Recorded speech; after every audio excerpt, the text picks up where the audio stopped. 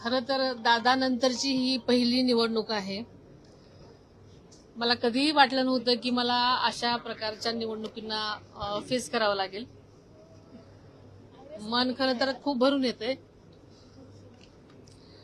पण आज बारामतीकरांनी जो दादांवरती विश्वास दाखवलेला आहे, प्रत्येक बारामतीकरांनी दादांनी केलेल्या विकास कामांचं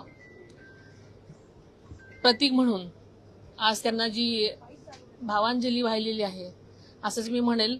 कारण जे मतदान आहे ते बारामतीकरांनी आदरणीय दादांवर दाखवलेला विश्वास, त्यांनी आजपर्यंत केलेली त्यांची सेवा आणि दादांनी केलेलं जनतेवरचं प्रेम हे त्यांनी त्यांच्या मतातून दिलेलं आहे.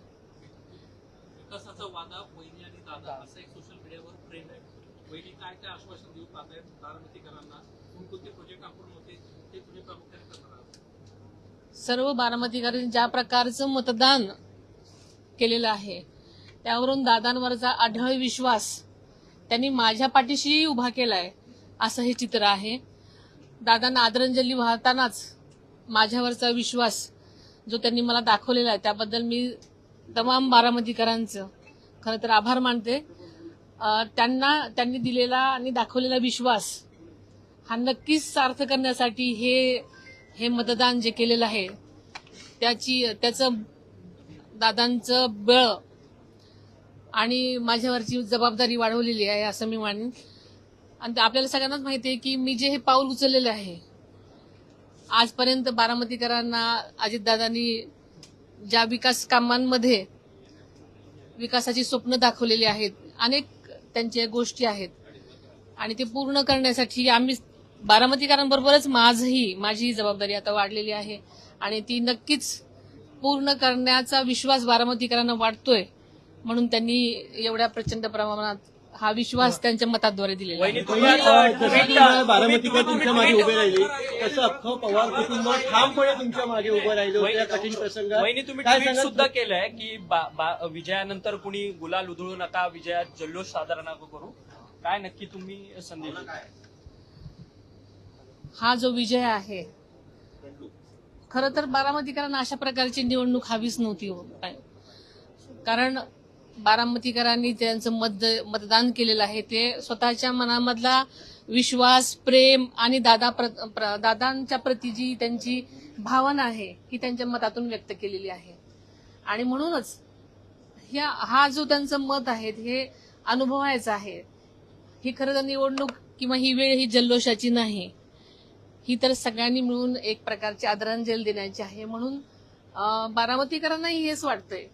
पण काही लोकांना उत्साह असतो, त्याच्यामुळे मला असं वाटतं की ही जी निवडणूक आहे आणि हा जो विजय आहे हा आदरणीय दादांना वाहिलेली आदरांजली असल्यामुळे आम्ही सगळ्यांनीच दादांना ज्या प्रकारची शिस्त आणि संयमाची सवय होती त्या प्रकारे त्यांनी दाखवा अशी मी त्यांना विनंती केली. पवार कुटुंब तुमच्या मागे ठामपणे उभं होतं. या भावनिक क्षणी तुम्ही कुटुंबातल्या लोकांना काय सदस्यांना काय सांगायचं? तुम्हाला अभिनंदन करण्याकरता ठामपणे उभे राहिले कुटुंब.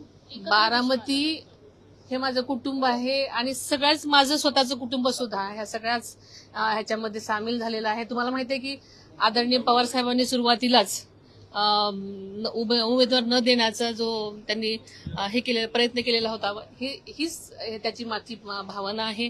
आणि संबंध माझं कुटुंब आणि बारामती हे माझं कुटुंब आहे, त्याच्यामुळे सगळेच याच्यामध्ये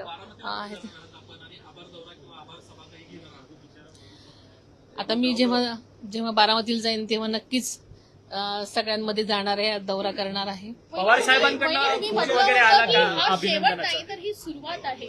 काय नेमका यातून संदेश तुम्हाला द्यायचा आणि महाराष्ट्रात अशा पद्धतीनं हा संदेश कशा पद्धतीनं तुम्ही स्वतः पोहोचवण्याचा प्रयत्न कराल? खरं तर अशा अचानक झालेल्या आघातामुळे ही निवडणूक किंवा मला कधीही वाटलं नव्हतं की मी आपल्यासमोर उभी राहीन.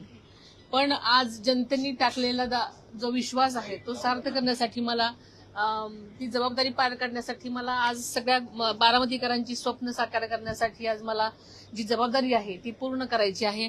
आणि त्यामुळे मला असं वाटतं की ही सुरुवात आहे माझी. पवार साहेबांकडनं फोन वगैरे आला का? पवार कुटुंबियांकडनं तुम्हाला शुभेच्छा? अपक्ष उमेदवार जवळपास 22 उमेदवार उभे होते, सर्व भुईसपाट झाले आहेत आणि बारामती पवारांचीच राहिलेली आहे. बारामतीकरांचा हा खरोखरच विश्वास जो आम्हा कुटुंबियावर आहे, कारण आजपर्यंत आदरणीय पवार साहेबांनी, आदरणीय दादांनी, सुप्रियाताईंनी सुद्धा ज्या प्रकारचं काम आणि ज्या प्रकारचा विश्वास आणि ज्या प्रकारची सेवा केली आहे, एकंदरच बारामतीकरांचा आमच्या सर्व कुटुंबियावरती विश्वास आहे आणि तो विश्वास आज त्यांच्या मताद्वारे त्यांनी दिलेला आहे. भाजपला देखील चांगलं यश आहे. बंगाल आणि